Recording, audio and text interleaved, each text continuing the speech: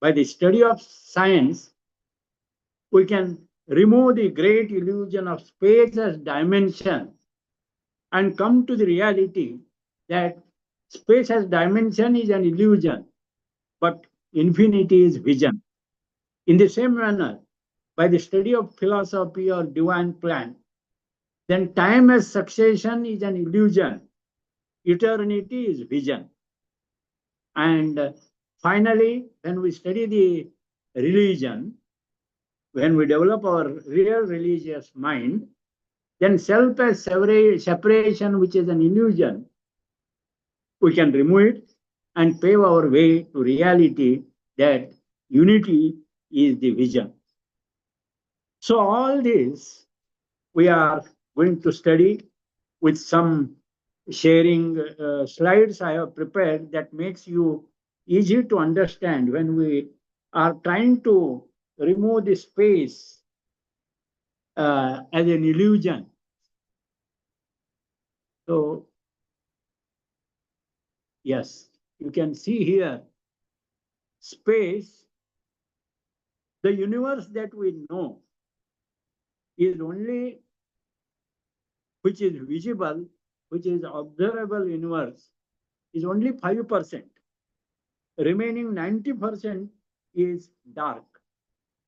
So if the universe is expanding, then to what space is going to expand? So when we are measuring the space in relation to the distance between different planets, whatever distance is there, that we call space between these two planets or these two observable objects. But when we know the universe is expanding and to what extent it is expanding, then again we caught into the illusion.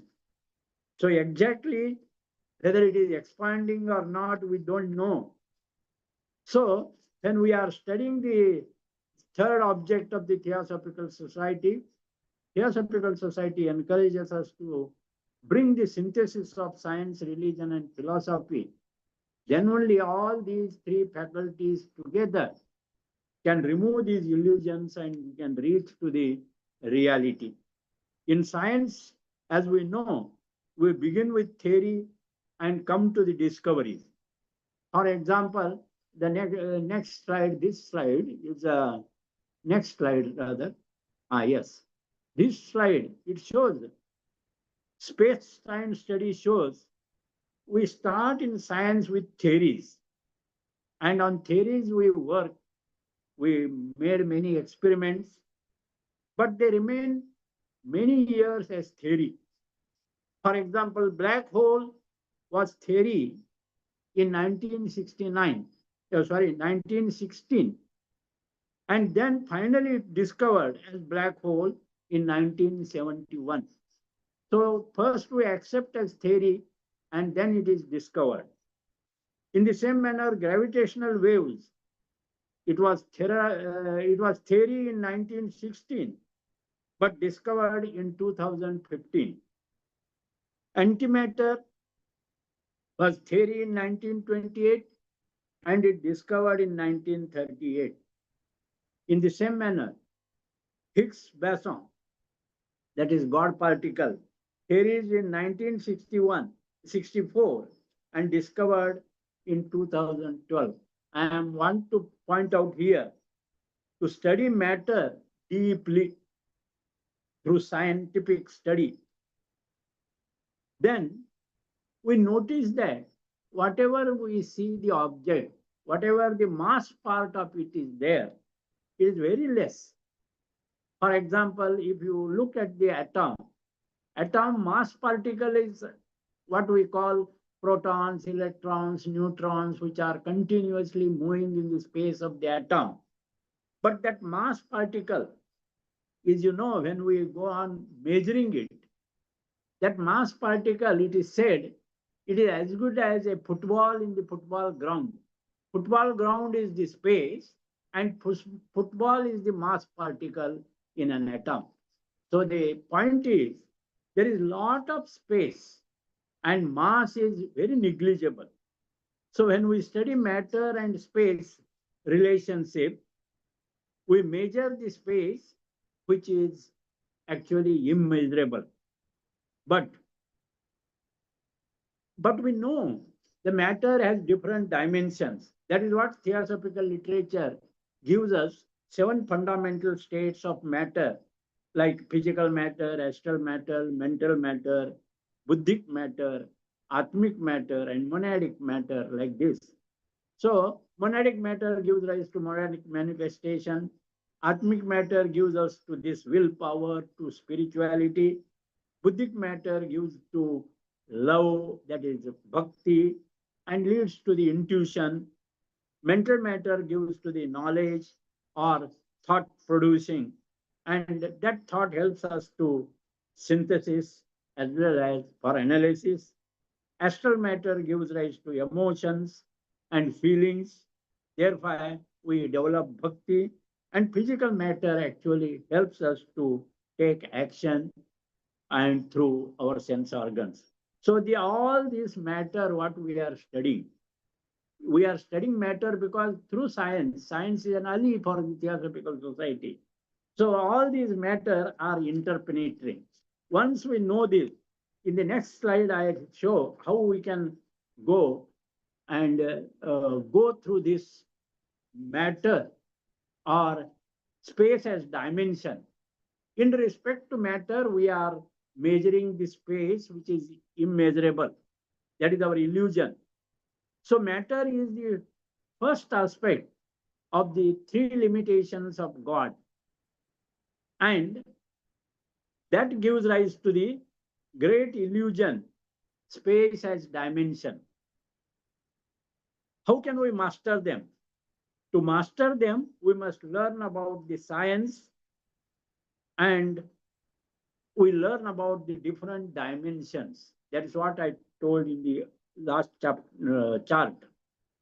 The world, different world, physical, astral, mental, all this.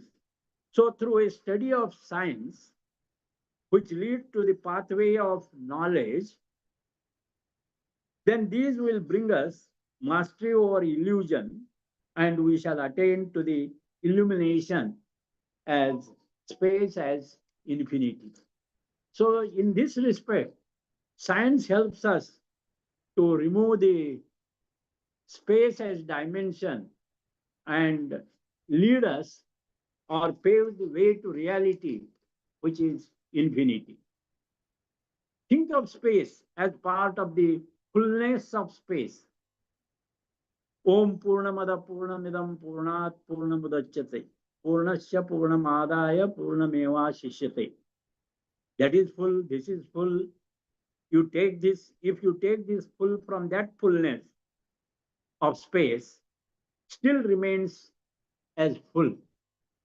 So we are confused in study of science when we are measuring the space. Space is expanding, and to what extent it is expanding, we don't know. Suppose space as dimension is an illusion because space is infinity. Space is, uh, you know,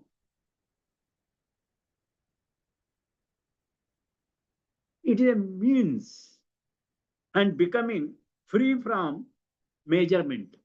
We are measuring the space, and when we are, by study of science, we become free from this attitude of measurement, then it gives a way to infinity. We think this is separate from that of out of illusion, but it is not separate. But we have to merge in that space of the infinity when we deepen our understanding. Because the matter that seems separate into this space and that space, that deludes us from reality. So the matter or object has dimensions, and we measure the space between two objects and try to limit that space, but it is utterly illusion because the object itself has less mass, as I described. Here is a very classical example The space within the pot is known by its shape and volume and appearance to have separate identity. But when the pot breaks, what happens? The space within merges with the space outside, losing its identity. This is the case with our identity too. The entire entity, the so-called you and I, cannot be born and never be reborn. All fanciful concepts of spirituality, of progress, rebirth, and karma for such an entity have sprouted out of illusion or ignorance and propagated by religions. So we are not blind believers. We are going deep into it. And you know, Akasha is an undifferentiated matter, which we call space. It is an undifferentiated matter. And Mahat Akasha is the ultimate space. That is what H.P. Blavatsky says in The Secret Doctrine. Then we go to the next illusion. Time as succession is an illusion. See here, it is a time as a second aspect of the limitation of God is consciousness. The first aspect of the limitation of God is the matter, and second aspect of limitation of God is the consciousness. God in the sense, absolute reality. So this second aspect of limitation of absolute reality as the consciousness, that gives rise to the great illusion, time as succession. We think that we are succeeding life after life, but that is our illusion. To master them, we must learn about the plan. How can we get through this time as succession as an illusion and reach to the eternity? It is only through the study of divine plan, how divine plan works. It is not related to our birth and death. It is a smaller cycles. So cycles after cycles, when we study this divine plan, and then we really, when we master them, we will learn about the real philosophy of progression through study of philosophical branch, which leads to the pathway of reasoning, conviction, and this will bring us mastery over illusion, and we shall attain to illumination of time as eternity. So this chart itself second, even the next slide I have shown, according to Einstein, he says time as succession, past, present, and future, they exist simultaneously, and therefore time is an illusion. But to study the divine plan, it is important to study. Unless we study this, we cannot get through the time as succession is an illusion and eternity is vision. So the next slide of 3, you can see that next slide, yes, this we can enlarge. There is a divine trinity about which we are very familiar: root spirit, divine consciousness, and root matter. So the 3 are the outpourings of divine energy we study in the divine plan. First outpouring is the energy and matter that gives to the 7 basic orders of matter, and that brings material evolution. Whereas the divine consciousness in between spirit and matter is the second outpouring. It gives to life and life form, giving rise to the 7 kingdoms of nature And this brings what we study in biological evolution. Then the root spirit, that is the third outpouring, spirit soul, the seventh rays, spiritual evolution, and we are aimed at now having a mission to realize the spiritual self transformation. So these three channels of creation and evolution, when we study, we get through this. The Albert Einstein shattered our everyday idea of time with a mind bending insight. Past, present, and future may all exist at once. In his theory of relativity, time does not flow like a river. It is woven together with space into a single fabric called space-time. Different observers experience time differently depending on speed and gravity, meaning now. Now is not universal.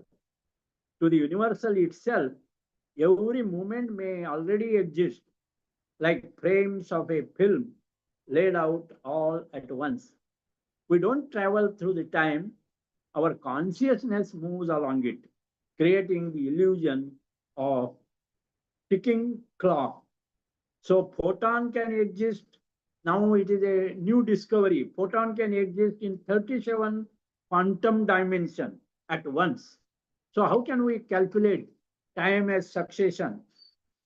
So once we understand this, and I think through the study of philosophy, what our divine plan says in theosophy may help us to get through the illusion of time as succession, eternity to vision.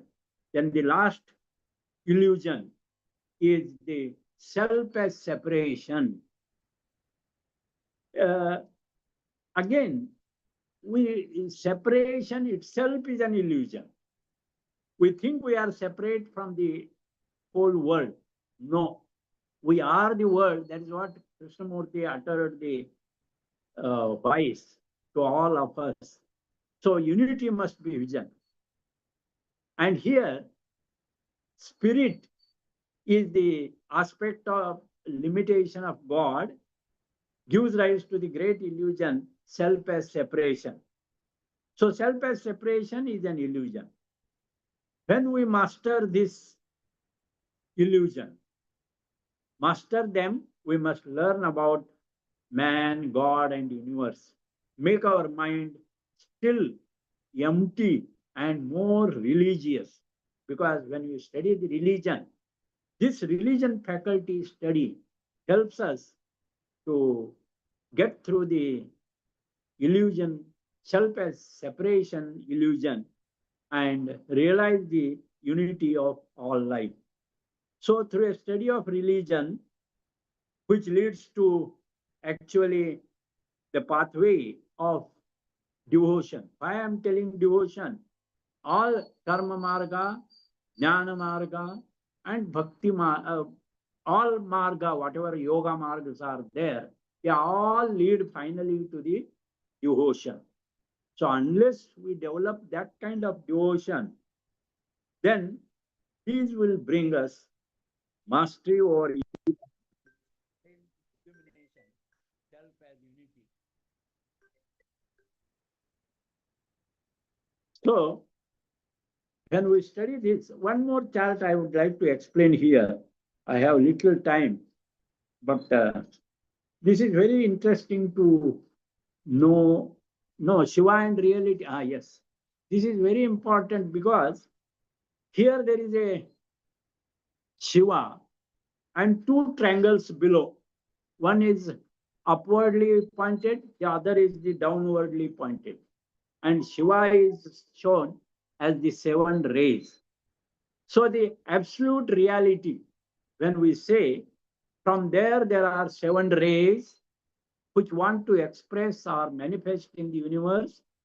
And these we in traditional way we study Brahma, Vishnu, and see how this Shiva, Brahma, Vishnu, all these are represented here. So numbers are given 1, 2, 3. This is the upward directed triangle.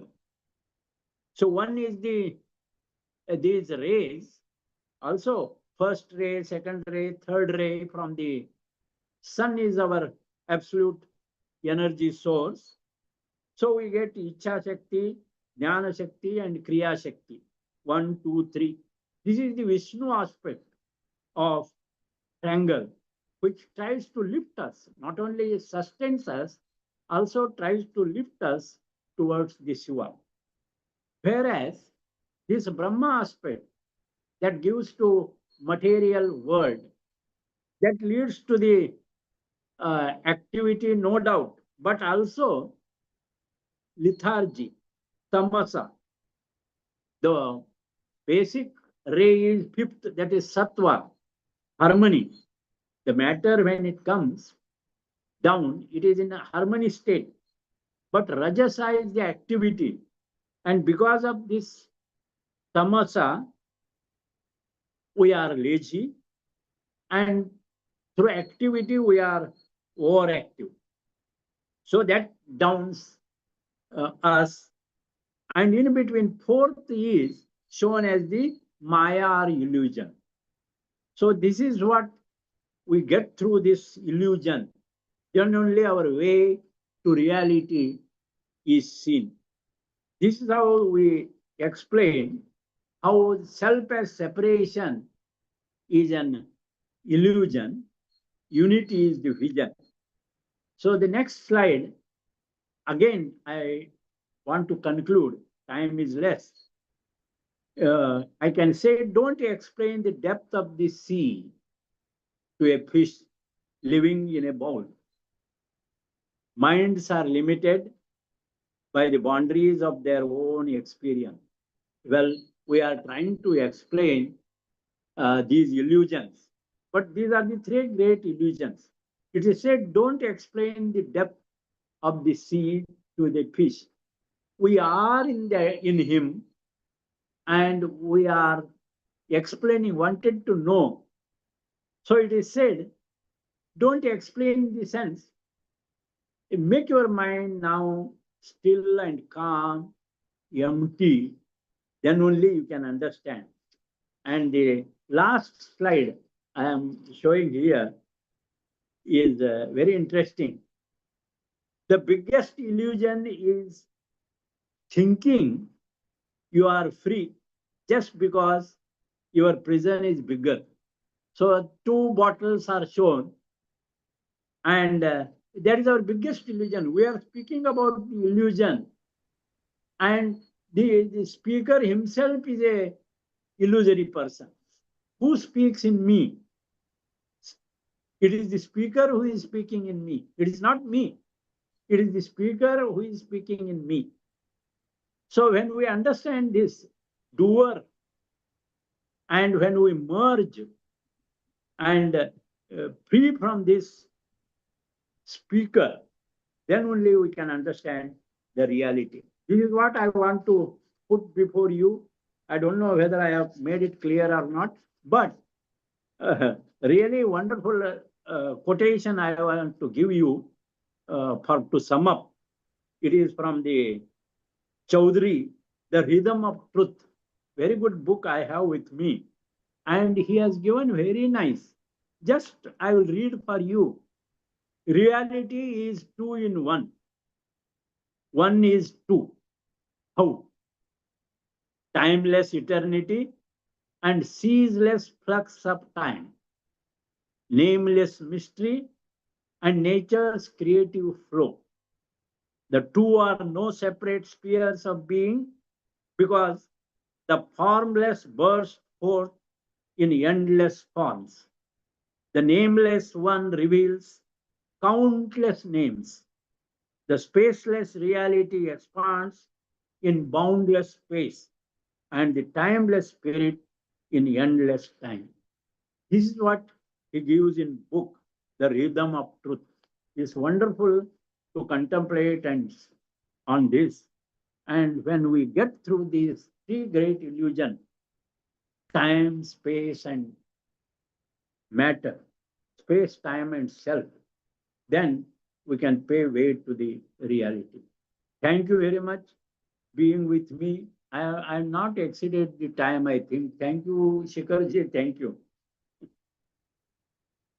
Thank you so much, sir. Thank you once again. And I must say that you have explained in such a methodical and manner that I think everybody would have Yeah, would be feeling inspired and motivated to go in detail what you have shared about space, time, self as illusions and the way to come out of that. And as always, your messages and slides are very, very encouraging and motivating. Thank you once again so much, thank you. sir, for sharing your thoughts on this subject with us.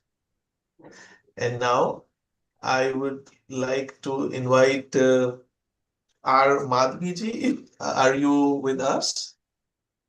Can you switch on your camera? R. Madhviji?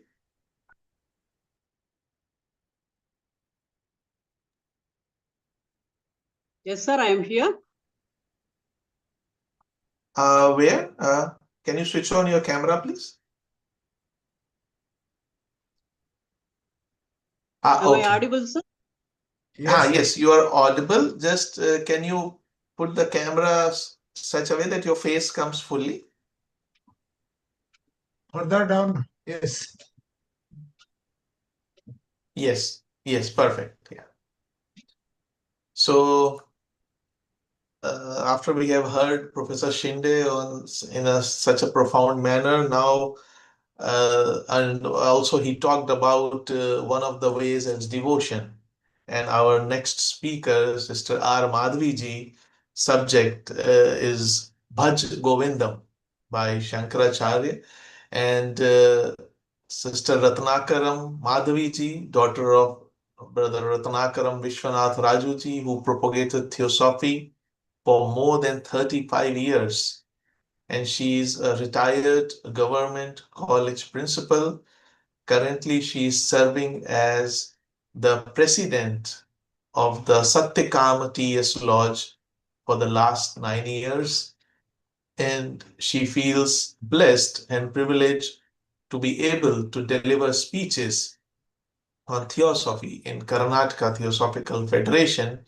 And I think the reason behind that we have so many members and devoted members in Karnataka Theosophical Federation are the speakers like Sister R. Madhvi, who go from place to place and share the message of theosophy with them. So today we also feel blessed to have her here and listen her thoughts on the subject Bhaj Govinda. So Madhviji, over to you.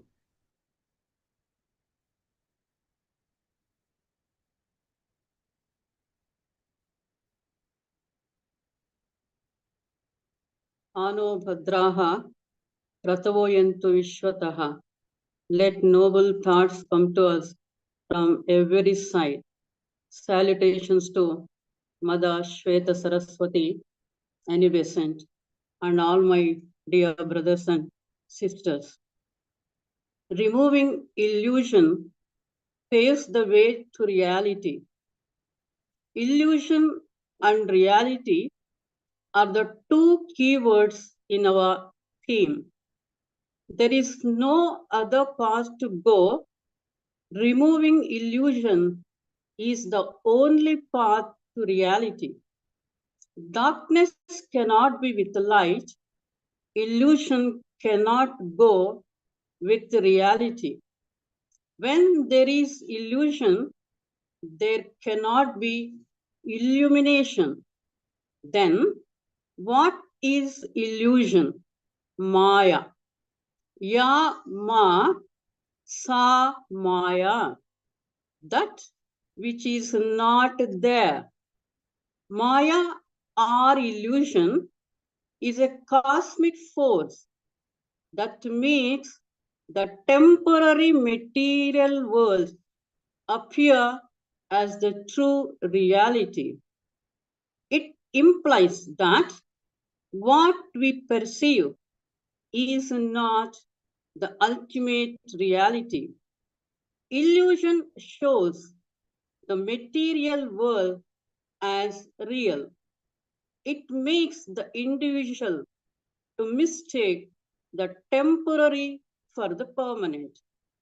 Illusion acts as veil of ignorance, avidya, that causes the misidentification of the self with the body-mind complex. The world is illusion, as Shankaracharya says, Jagan Mithya. Mithya means illusion. We see only what the mind projects. The force of illusion deprives the individual Atma of the awareness of its real nature. The divine power which is in the man is completely forgotten. Though the man himself is absolute bliss, Sat Chit Ananda, because of the power of illusion, he is in search of worldly happiness, which is not at all permanent. Anityam, Asukham, Lokam. He has completely forgotten that transient happiness cannot bestow him absolute bliss. Man has lost himself in the jungle of worldly desires. Divine origin and divine potentialities are hidden amidst the veil of illusion. Then the veil of illusion is lifted. There lies the absolute reality. Only way is lifting of the veil to experience the reality. Then what is reality? Satyam, Gnanam, Anantam. Reality is the unseen, eternal, higher existence beyond the physical world. Reality is the realm beyond the physical existence. It represents the true, unchangeable nature being experienced through consciousness rather than sensory perception. The sensory organs cannot perceive the reality because it is above the physical state. Then reality is a timeless existence. It encompasses everything that exists without beginning or end. If ever there is any beginning, then there should be ending. Then reality is eternal without any beginning or the end. Consciousness is real. That is why it is said, Yatra vacho nivartante aprapya manasa saha. Reality can be experienced, but it cannot be described with the words, and the mind cannot reach it. The material world is constantly changing. Therefore, it cannot be the ultimate reality. The changing aspect of this external world can never be the reality. The body, the mind, which is not permanent, which is not eternal, cannot be reality. The monad in its own world is without limitations, but at every stage of its descent into matter, it not only veils itself more and more deeply in illusion, but it actually loses its power. Our whole life is imprisoned within limitations. The cloud of illusion has covered the sun of reality. As soon as the cloud is gone, sun shines, who is already there. Bhajagovindam is one of the greatest works of Adi Shankaracharya. Study and practice of which can remove all the illusions and then delusions. Because of it, it is called Moha Mudgara. Mudgara means hammer. The study and practice of Bhajagovindam is like the stroke of a hammer which strikes on the Moha and then Maya. Man is caught in the sorrows of samsara, although he is really the inheritor of endless peace and bliss. Because of illusion, he suffers from his own ignorance. It is the man, because of illusory fascination, he feels himself exiled from his own kingdom of joy. In one of the hymns of Bhajagovindam, Adi Shankaracharya says, Satsangatve Nisangatvam, Nisangatve Nirmohatvam, Nirmohatve Nischalatatvam, Nirmohatve Nischalatatvam. If you are free from illusion, from moha or maya, there stands Nischala Tattva. Tattva means reality. Nischala, eternal, absolute. When you are free from the illusion, then you are there in the reality. It can be experienced. The reality can be experienced. Adi Shankaracharya here gives a simple ladder of progress. The progress be Satsangatve Nisangatvam, and then Nisangatve Nirmohatvam, step by step. Nirmohatve Nischala Tattvam. Here one can arrive at the highest reaches of perfection, that is reality. When a sense of attachment is taken away from the inner bosom, illusion can remain no more. It is the mind that puts a value upon the objects. Thereafter, the inert objects of the world become capable of enchanting that mind. When once the mind has started seeing things as they are, in other words, looking into the life of the thing, when the mind learns to look into the life of the thing, because the mind has freed itself from illusion, the immutable reality is glimpsed. The ignorance of the post or a stick makes the man to think it as a ghost, and then he has to fear the appearance of the ghost. When the ignorance of the reality ends, then there ends the fear and sorrow. When the man comes to know that it is not a ghost, just it is a post or a stick standing there, then his fear naturally goes away. So also, when the ignorance is gone, then the reality is experienced.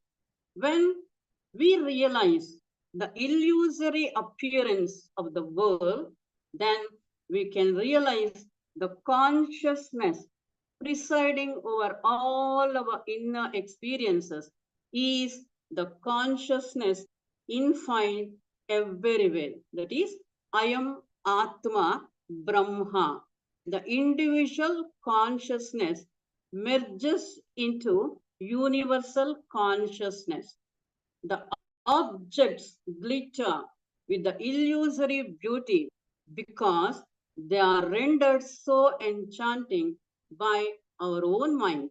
But reality lies behind the mental show of change and then sorrow. Then the only way to peace, to bliss, to reality is to control our desires. Renouncing the objects of the world is not the real renunciation because it is easy comparatively to renounce the outer objects, the objects which are outer, but it is not so easy to leave the attachment for them, to give up the desire for the objects is the real renunciation. There must be elimination, not just from the objects, but the desire from the mind itself. Then waking up alone is the remedy for all the sorrows of the dream. Until the ego, the I-ness, is annihilated, there is no hope of entering the truth. The glorious state of immaculate peace is the reality, the truth. The body consciousness and the ego sense should be given off. Withdrawing the mind from all other preoccupations and making it always to be in the memory of the goal. For what purpose I have come here? What is the learning? What I have to attain here? That is thinking of the goal of the life is the only method of coming out from these mental limitations. Change is experienced through the vehicles of the body. When the seeker has transcended these vehicles, he rises above the realm of change. Rising above the realm of change is the realm where infinite existence alone, infinite reality alone is there. By practicing equanimity of mind, both in desirable and undesirable circumstances, one can understand the nature of illusion, that is, samatvam, stability, equanimity of the mind helps us to be away from illusion. In another shloka, Adi Shankaracharya gives kama krodham lobham moham tyaktva. Tyaktva kamam krodham lobham moham atmanam pashyati. So when you can reject kama, krodha, lobha, moha, then only pashyati can experience, can see atma. That is, when the whole universe has emerged out from the womb of reality, one source, then who is the other one whom I can afford to hate? How can I show krodha on a person who is my own self? Ekatvam anupashyataha. Mother Annie Besant says, when we uncover illusion, we can discover reality. That one and the eternal is the reality. Then we have to be in the self sense, the sense of the self only. That is, sarvabhutastamatmanam sarvabhutani cha atmani. Less than that can never be reality. Sarvabhutastamatmanam sarvabhutani cha atmani. That is, we have to recognize unity, see the one self in everything and everything in our own self. All are his own manifestations. Seek to realize the one reality which holds together the whole universe. See the self everywhere and rise above the sense of difference born out of illusion. It is all because of the mind which slays the real, then slay the slayer. That is leaving kama, krodha, then desire, anger, greed. The seeker must seek transcendental reality. The spiritual truth being the very core of our own existence. When the realization comes, it will not be that I have understood, but it is the experience. Just is not the understanding the thing, but it is experiencing. He is I. Soham. That am I. Tadasmi. That is like the man who was searching his key. When he gets it, he says, I got the key. But searching for the key is just a process of discovering the key that was already there in his pocket, which was lying concealed under his own ignorance of its existence. Man's nature is the perfect state of tranquility. When agitations are quietened, behind it stands the truth. When the illusion is removed, reality stands revealed. I will repeat. When the illusion is removed, reality stands revealed. Through right knowledge, we have to reject what we are not and assert our own nature, and we can come to realize the oneness of life in us and the life everywhere present. The heart should invite into its chamber a wider circle of loving brotherhood, what our theosophy says. We have to expand ourselves. Expansion is life, contraction is death. We have to expand ourselves to embrace all living creatures in loving brotherhood. That is what Yogi Ledbeater says.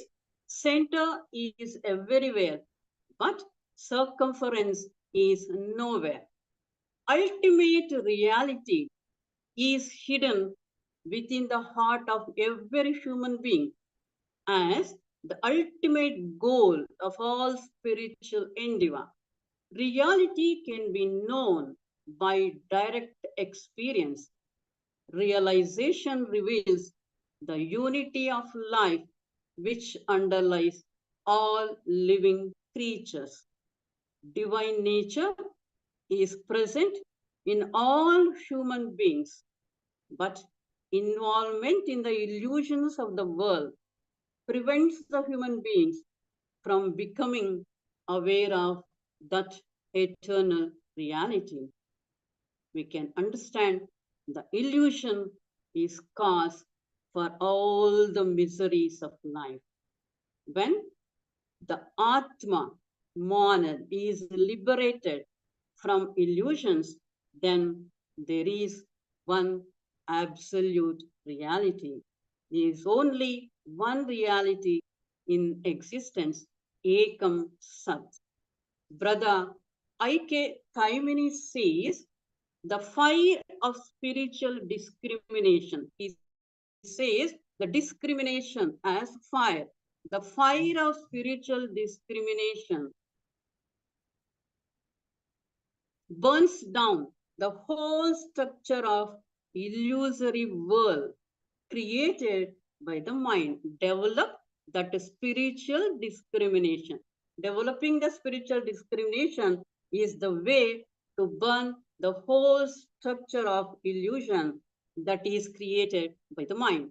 then everything, including the mind, vehicles, and all the activities, are seen as the different aspects of our one reality. Awareness of the reality in the midst of unreal objects can be attained. Sat Chit Ananda, nature of divinity, can be realized. Man is free from the illusions of the unreal world. Reality is there and shines all the time, but it will shine upon us only when the veil of illusion is lifted. It is possible for every human being to discover the reality by himself because it is nowhere. It is in himself. His own original nature is reality. The way to discover reality is the casting off of the forms of the unreal by becoming detached from them in our thoughts and emotions. When there is no going out to identify oneself with the false, the truth which is within makes itself manifest. The way lies wholly within ourselves. It is not the outward journey, it is the inward journey. Just remove the veil of illusion and find the eternal nature of the infinite. Tatra ko mohaha kashokaha ekatvam anupashyataha tattvam asi, thou art that. May the masters bless us. Thank you very much for giving me this great opportunity. Thank you. Thank you. Thanks a lot, Sister Madhviji. That was really the sharing from the heart, I would say. And as for the topic of your talk, Bhaj Govindam, that what is the way to going from, attachment to detachment, and then where is the shok, and satsang, from satsang to nisargatam, and then nisargam to nirmohatvam, and then that's very beautifully explained. And also, I think you spoke from the heart. So thank you once again for sharing with all of us such a valuable text, which is very relevant for the theme of the 102nd South India Conference. Thank you once again to both the speakers, Professor Shinde and Sister R. Madhviji, for sharing with us so many valuable thoughts to ponder in the coming days, in the coming moments. And so this brings us to the close of the morning session of the first day of this South India Conference. And the next session, the afternoon session, which is about for 1 hour, will start at 3:30 p.m. Indian Standard Time. The Zoom meeting will start, or the room will be open around 3:20. So if you want to join early. In the afternoon, we have 3 speakers who will be giving short talks on universal brotherhood. Brother Suresh Shenoy, Sister Uma Maheshwari, and Sister Bhanumati. And the session will be moderated by Sister Smita Pragyan Patro. So, wishing you all a good break. And once again, the first day of this conference, the first session comes to a close. And Brother Kesavalu Reddy from Hyderabad